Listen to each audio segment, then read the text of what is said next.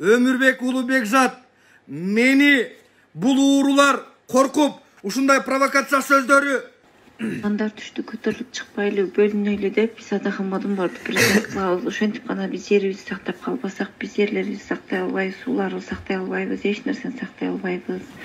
Эки бөлүнсөк гана, бир гана ушул вакыт калды. Мен деле ошону эле көрүп атам, башка эч нерсе көрө албай атам да. Адаханмадын бар Ким Санбаевди биз президент кылып алып, өзүбүзчө жашообузду уланта беребиз. Эч алар түндүк менен биздин ишибиз болбойт, өздөрү менен билген бокторун өздөрү жесин. Булардын сүйлөшүп жаткан сөздөрүндө жана пландарында, ой максаттарында көрүнүп калды. Анан кечээ күнү мен аябай ушунчалык наразы болдум. Ушул ынтымагайлын элинечи. Чужойлорго микрофон бербегиле дейт. Не чужой болуп биз Америкадан же Кытайдан келиппизби? Биз деле ушул алар ошол 50 гектар жердин айласын кылып атса, биз ошо селый компромат алып калайлы деп барып атпайбызбы? Бу кандай түшүнбөгөн, ушунчалык бул адамдар кандай жерде жашаган же ошол дамбанын тагында эле жашап иш жакты көргөн эмеспи? Ушунчалык күңгүрт мындай маңкурт эле экен да, мындай айткандачы. Кыскасын айтканда мал экен да, ынтымак эле. Урматтуу бир туугандар, дагы да биздин элди, биздин жерибизди Адахандын колдоочулары провокация кылыш максатында. Урматтуу бир туугандар, мен негизи дагы күтүүсүздөн эфирге кирип калдым. Бардыгыңыздарга ушул эфирди бөлүшүп коюңуздарды өтүнөм. Өтө көп адамдар киришин суранат элем. Эмнеге деген кезде сиздерге провокация кылган адамдарды, кандай чыккынчылык кылып аткан адамдарды сиздерге айтып бергенге аракет кылам. Мисалы, ушул.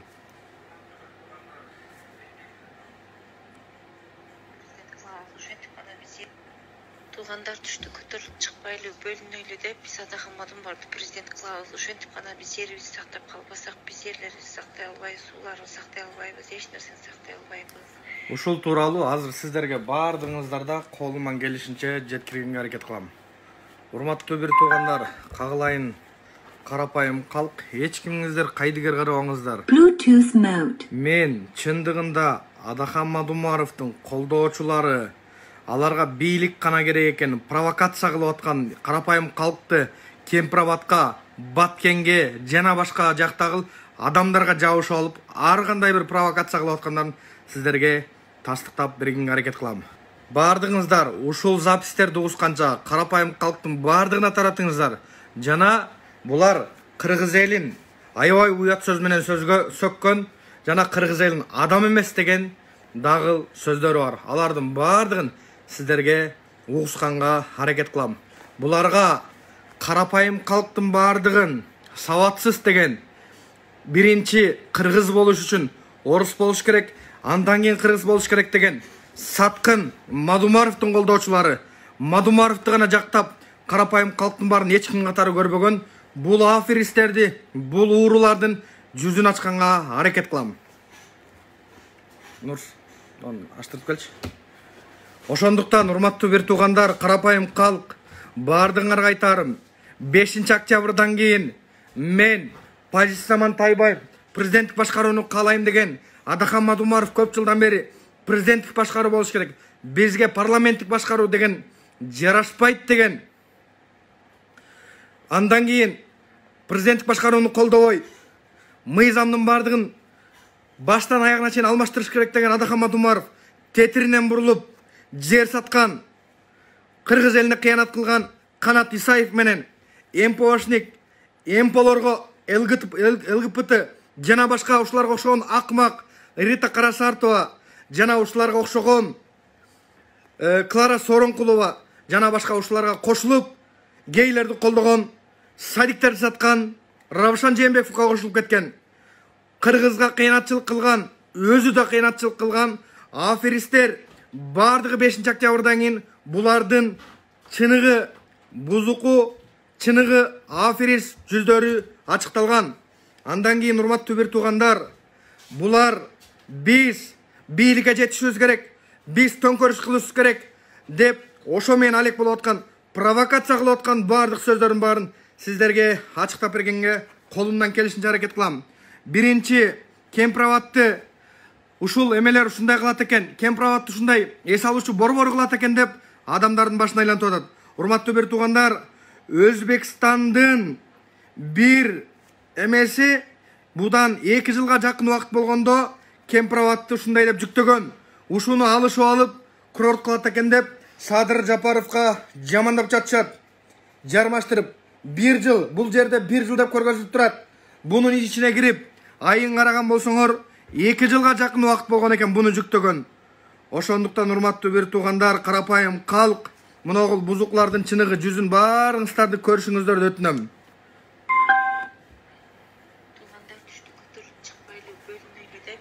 Bluetooth mode. Ошентип гана биз жерибизди сактап калбасак, биз жерлерибизди сактай албайбыз, эч нерсени сактай албайбыз.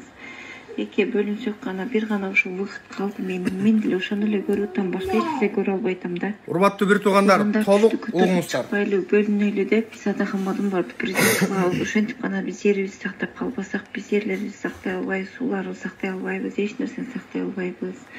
Эки бөлүнсөк гана, бир гана ушул убакыт калды. Мен деле ошону эле көрүп. Урматтуу бир туугандар, биз азыркы убакытта, ушундай оор убакытта, пандемия, өлүм менен жашоонун ортосунда турган кезде, биз бул акмак айткандай, биз бөлүнгөнгө, биз чачыраганга эч убакытта мүмкүнчүлүк жок. Жана бул карапайым 6 миллион калк эч убакытта бөлүнгөн эмес. Бөлүнсөңөр, адаханчылар Кыргызстандан чыгып кетип, Москвага барып, өзүнчө бир жерге барып, адаханыңарды өзүңөргө президент кылып шайлап алгыла. Бизге иштей турган, жаш десе жаш, өйдөнү да көргөн, ылдыйны да көргөн, Садыр Жапаровго окшогон, Камчыбек Кыдыршаевичке окшогон, кыргыз элине күйгөн инсандар керек.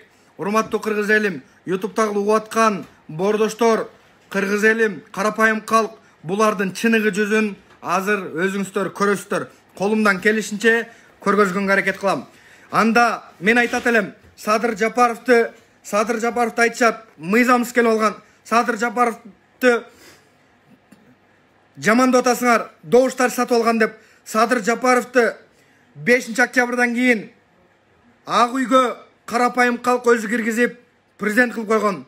Ошол убакытта Адахан Мадумаров жерди сатып жиберген үчүн, карапайым калкка чыккынчылык кылган үчүн, коронавирус жок деп маска тагып жүргөн үчүн, сүйлөгөн сөздүн баары калп болгон үчүн, Бакиевди кызыл дорожка менен алып келем деп туруп, салып алып келем деп, жок мен антип айткан эмесмин деп, Мадумаровдун фейктери, Мадумаровдун жүзүн билген үчүн карапайым калк ошону Ак үйгө аттаткан эмес. Дагы 7-чи чакырылыштын, кечеде айтып кеткем, 7-чи чакырылыштын урматтуу бир туугандар, депутаттыгына Адахандын партиясы, Адахан эч убакытта Ак үйгө аттабагаш керек. Аттаганга эч кимге мүмкүнчүлүк бербегиле. Кыргыз эл үчүн күйгөн, жерим деген инсандар, мыкты инсандар кыргыз элиме кызмат кылышы керек. Буларга окшогон уурулар, коррупционерлер, жер саткандар, эл саткандар, бузукулар, булар жок болушу керек. Мен айтат элем, кыргыз элим, өзүңөргө 10 адам жакшы болуп туруп, ичинде Адаханга окшогон бир бузук болсо, аны 7-чи чакырылышта шайлап алгыла. Эмнеге дегенде, бир кумалак, бир эмени, бир казан майды чиритет дейт. Ошондой сымал булар эч убакытта оңолбойт. Адамдардын башына айлантып, ар кандай нерсе кылып атканы булар факты. Мен карапайым калк, урматтуу элим, силердин араңардан чыккан Өмүрбек Улубекзат, мени бул уурулар коркуп, ушундай провокация сөздөрү, ушул эменин баары, жер саткандын баары чыгып калбаш үчүн менден коркушу бул акмактар, урматтуу элим. Мени кече дагы ачкан аккаунтумду жапты. Бүгүн дагы жаңы аккаунт менен чыгып атам. Урматтуу бир туугандар, силер 30 жылда эчтекени орогор албаган 40-ында кыйрата албайт. Ошондуктан Мадумаровго тикеңерден тик тургула. Оор убакытта бийлик талабыз деп ар кандай провокация чакырыктарды кылган булардын бузуку фейктеринин жүзүн баарын ачышыбыз керек. Урматтуу элим, силер түшүнүктүү адамсыңар. Силер акылдуусуңар. Азыркы убакытта жеп кеткен 4-5 президенттин ошонун бардыгына күнөөлүү болуп Садыр Жапаров калды.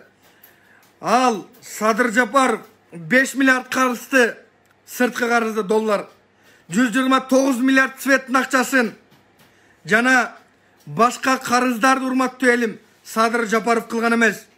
Ошолордун тегерегинде жүргөн мурдагы эски бийликтин, ошол аферистер, уурулар, кландар, Бакиевтер, Акаевтар, Жээнбековтар, Атамбаевтар, Отунбаевалар жана Адаханга окшогон ушундай аферистер кылган. Урматтуу элим, бул факты, бул чындык.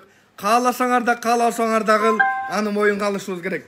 Ошон үчүн урматтуу элим, карапайым калктын тоодо чөп терип жүргөн, уу коргош менен элдерди дарылаган, элге жардам берген, карапайым элдин үйүнөн адам чыккан болсо президент болуп, ошого булар каршы болуп, Адахандын адамдары Россияда жатып алып, Алатоонун ар жагында жатып алып, ар кандай провокациялар кылып атат. Эч кимге алданбагыла. Бардык мекенчилдер, бардык кыргыздар, элим дегендер, мекеним дегендер, барыңар бир жакадан баш, бир жеңден кол чыгарышыңарды өтүнөм. Урматтуу элим, карапайым калк. Эмнеге дегенде, урматтуу элим, буларга бийлик, мансап керек экени, булардын сүйлөшүп жаткан сөздөрүндө жана пландарында, ой максаттарында көрүнүп калды. Мекенчилдер, кыргыз эл үчүн тикеңерден тик тургула. Биз 80% эл мекенчил экенбиз, элибиз үчүн, жерибиз үчүн күйгөн экенбиз. Ошондуктан аферист Адаханды Ак үйдүн алдынан карапайым калк жаш балдар кууп чыгып, бул уурунун гей менен дагыл, ЛГБТ менен дагыл, жана башка жер саткан менен дагыл, өзү да жер саткан, ошо менен биригип кеткен элдин баары билген. Жана урматтуу элим, бардыңар тикеңерден тик болуп, Садыр Жапаровка, Камчыбек Ташиевке бардыңар колуна кол, бутуна бут болушуңар чакырам. Менин эфиримди жапкыла, бирок менин тилимди жаба албайсыңар. Менин оюмду, менин дилимди жаба албайсыңар. 120 чимкирик, чындыгында бирөөңөр калп эле элге көрүнүш үчүн кыйкырасыңар, бирөөңөр добуш алыш үчүн кыйкырасыңар, бирөөңөр креслого жетиш үчүн кыйкырасыңар. 120 чимкирик. Бирок коалиция, сексалуу, макарон айта албаган сабатсыз инсандар отурасыңар. Бирок айтат элем, урматтуу элим, карапайым калк, мен кыргыз эл үчүн, жер үчүн колумдан келишинче бийлигине да барбай, байлыгына да барбай, мансап үчүн чуркубай, силер үчүн колумдан келишинче Facebook баракчасынан кыргыз элим үчүн деп айткандай эле колумдан келишинче силерге аракет кылам. Замандашта жүргөн Жеңиш Молдокматовго окшогон аферистер, шулуундар кыргыз элинин келечегин жок кылган ушулар. Булар бир жумуш кылбай отурган элитный офистер, аларды каяктан жалдап жатышат? ЛГБТ, МПО, Америка, Батыш жана башкалардын баары каржылайт буларды. Ошондуктан урматтуу элим, ошондой ушуну бир билгиле, Текебаев айткандай, Мадумаровду 2015-жылы ким эме кылган? Ошондо урматтуу кыргыздар, ким каржылаган? Ошол убакытта Салымбеков каржылаган. Кече жакында, кечеги президент шайлоодо коррупциянын символу болгон бир аферист, бир ууру ошол каржылады. Аны карапайым калктын бардыгы билет. Ошон үчүн Мадумаровду ошолор каржылаган. Ошон үчүн урматтуу элим, провокация кылып аткан, силердин ортоңорго жаман нерселер салып аткан инсандардын бардыгын чыныгы жүзүн ачыктаганга колдон келишинче аракет кылам. Дагы көп нерселерди аракет кылабыз. Мен ый короз айында ушундай нерселерди кылбайын десем, ушул ачыктап чыкпайын десем, бул уурулар, бул жегичтердин троллдору, фейктери, акмактардын бардыгы, урматтуу бир туугандар, куудулдар дагы бар бул жерде. Ошолордун Жамбыл Камчыевке окшогон жана башка бузуку провокаторлордун сөздөрүнүн бардыгын силерге уусканга аракет кылам. Кебириңер үчүн мен пайгамбарыбыз дагы бир убакытта өзүнүн туугандарына жаккан эмес, чындыкты айткан үчүн. Кийин урматтуу бир туугандар, мен силерге жагышым шарт эмес, бирок көпчүлүк пайыз, көпчүлүк эл, карапайым калк биздин чындык экенибизди, сөзүбүздүн бардыгын колдоп, коштоп, коргоп аткандан кийин ачык сөз айтканга биз аргасызбыз. Урматтуу кыргыз элим, менин жеримди, менин элимди сатып жиберген Мадумаровго окшогон бузукуларга тикеңерден тик турушуңарга чакырам. Жана булардын ою бузук экенин өзүңөр баамдап билип аласыңар. Урматтуу элим, Оразай Нарматовага окшогон саясий сойку, Эмил Бекиевге окшогон чалик жана ушуларга окшогон провокаторлорго эч кимиңер алданбагыла. Булар бийликке мас экенин өзүңөр билесиңер. Мен запистердин баарын угуп бергенге колумдан келишинче аракет кылам. Кыргыз элим, ойгоңгула, ойлоңгула. Азыркы убакытта светтин баасын кымбаттатат экен. Светтин баасын минтет экен деп силердин башыңарды айлантып атат. Сатылып кеткен 2 сайттын 5 сатылып кеткен булар. Мисалы, урматтуу бир туугандар, кайсы сайттар? Азаттык, Жалбырак, МТС, Апрель, 24 KG, Беспредел KG жана башка ушулардын баардыгы сатылып кеткен. Ошондуктан буга окшогон сайттарга ишенбөөгө чакырам. Ютуберлерге баарын айтарым. Чындык жетсин десеңер, Кыргызстандын келечегин каалаган болсоңор, биздин эфирлерди эч убакта калбай чындыкты жеткиришиңиздерди өтүнөм. Булардын баардыгы атахан адамдары. Андар түштү көтөрүлүп чыкпайлы, бөлүнөлү деп биз Атаханбадын барды президент кылабыз. Ошентип гана биз жерибизди сактап калбасак, биз жерлерибизди сактай албайбыз, сууларыбызды сактай албайбыз, эч нерсени сактай албайбыз. Эки бөлүнсөк гана, бир гана ушул вакыт калды. Мен деле ошону эле көрүп атам, башка эч нерсе көрө албай атам да. Атаханбад Умаров, Кимсанбаевди биз президент кылып алып, өзүбүзчө жашообузду уланта беребиз. Эч алар түндүк менен биздин ишибиз болбойт, өздөрү менен билген боктордун өздөрү жесин. Булардын урматтуу бир туугандар, булардын номерлери баардык данныйлары бар. Өздөрү Москвада жатып, Алатоонун ар жагында жатып, кыргыз элин бөлүп атат. Бул жаман жана мыйзамда кылмыш жоопкерчиликке тартыла турган адамдар булар. Коркунучтуу адамдар булар. Ошондуктан урматтуу элим, мусулмандын бир тууганы дейт. Ал орус болсун, ал негр болсун, башка болсун, мусулман дейт. Бирок биз кыргыз эли көп эл эмеспиз, 6 миллион элбиз, баарыбыздын башыбыз бир. Булардын жүздөрүн көргүлө, кыргыз элин кантип сөккөндөрүн. Анан кече күнү мен аябай ушунчалык наразы болдум. Ушул ынтымагайлын элинечи. Чужойлорго микрофон бербегиле дейт. Не чужой болуп биз Америкадан же Кытайдан келиппизби? Биз деле ушул алар ошол 50 гектар жердин айласын кылып атса, биз ошо селый компромат алып калайлы деп барып атпайбызбы? Бу кандай түшүнбөгөн, ушунчалык бул адамдар кандай жерде жашаган же ошол дамбанын тагында эле жашап иш жакты көргөн эмеспи? Ушунчалык күңгүрт мындай маңкурт эле экен да, мындай айткандачы. Кополорго айткандачы. Урматтуу элим, карапайым калк кемпирабадтын адамдарын, кемпирабадтын жашоочуларын маңкурт эл деп айтып аткан бул акмак эжебиз ким болду экен? Бул аларга атына затына шек келтиргенде ким экен? Менин элиме, менин жериме Алатоонун ар жагында жатып алып күйгөндө ким экен? Буларга аякка ким жол кире төлөп берди экен? Деген суроо жаралат. Жалданмалар. Бир экөөнү чекеге тартып түшүндүрүп деле айттым. Мага сөз бергиле, микрофон бергилечи. Бул жерде буга чейин Өзбекстанга барбай туруп кишилер менен келип макулдашыш керек эле. Силер уруксат берсеңер, анан кийин барып ушул ишти кылыш керек эле. Ушундай суроо бергилечи ондо өзүңөр десем дагы же өздөрү бербейт ошол суроону, же мага микрофон бербейт да. Кыскасын айтканда, кече жөн эле бир күнүм жөн эле кетти да, мындай элечи.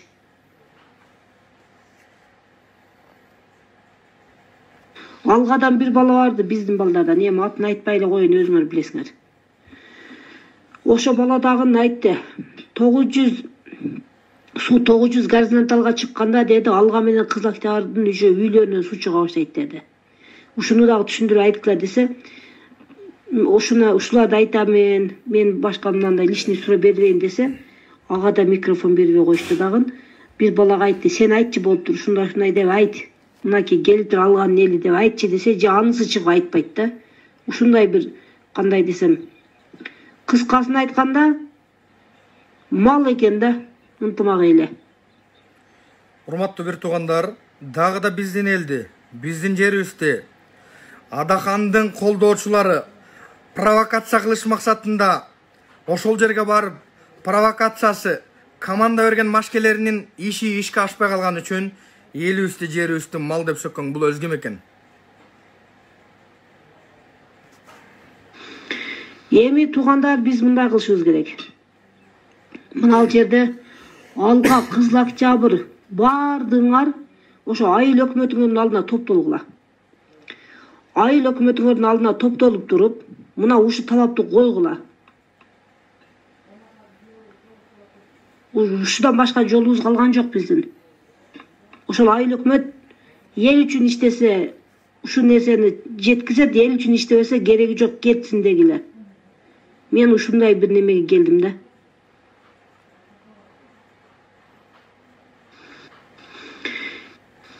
Мына бизде кызлак жабырлык, алгалык немелер. Барсыңар да эмне активисттер, ошону айылыңарды уюштуруп, алга деле кызлак жабыр, ошо кызлак жабыр айыл өкмөтүнө айта топтолуп келгиле ошо өкмөтүңөрдүн алдына. Кайсы күнү чыгасыңар, мына жактан биз деле барабыз. Bu Tacikçe men düşünügüm boyunca bular bugün keçe 17'de şunday konflikt oldu. Kırgızlar kelip buna bizden sol kanalın astıdağı ayıllarda atıp şoyaka sulardı bir bütünlep taştayız dep atatken buna erte 22'si de çeçilet. Buna biz tayar olup durabız degen sözler düşünüp atatko. Aslında şoyaka Çarköl'dün suunu Kırgızlar bütünlep taştayız tosup alabız dep atatdı, özlerinin panika kılıp elini köterip atatolar. O daryanı kantıp tosatılar. Bizde kolonlarga ketkenleri remont kılavuzda oyaktın suunu bekitip taştaydı eken, bunun pastağı ayıllarga su bermeydi eken Kırgızlar. Soğuk biz bilmek kılıp otağız. Buna 100% tayarlandık, uruşka tayarlandık otağız dep koyup dur. Taciklerge malades. Düşünböse daha şuncalık uyumuşturup atat. Kırgız pidarazlarga az bolsun sinin kötü eskerlerge. Урматтуу бир туугандар, Адахандын колдоочулары Кыргыз элинде зек деген нас келген Борозайым Нармото Кыргыз элимдин бардыгын. Булар эми Кыргыз элимди пидорас деген сөзгө өтүп баштапыр. Не дейсиңер буларга? Маңкурт, мал деген сөзгө өтүп баштапыр. Мына урматтуу элим, элин сыйлабаган адам, жерин сыйлабаган адам, бул адам инсан эмес, адам эмес. Taciklerge malades. Düşünböse daha şuncalık uyumuşturup atat. Kırgız pidarazlarga az bolsun sinin kötü eskerlerge. Урматтуу бир туугандар, өз агасын ага албаган бирөөдүкүн сагалайт дейт. Мен Адахан Мадумаровдон жана анын колдоочуларынан талап кылам. Адахан Мадумаровдун акыркы өзүнүн атасынан баштап 7 атасына чейин санап берсин. Бунун кыргыз экенинде күмөн бар. Эмнеге дегенде Садыр Нуркожоевич 15 атасын атап берди.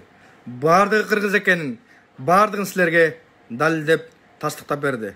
Бул акмактарга кыргыз элинди сөгүп, Тажикстан элин мактап аткан бул ууру канкорлор, аферисттердин тарапташтарынын бардыгын мыйзам чегинде чара көрүшүн өтүнөм.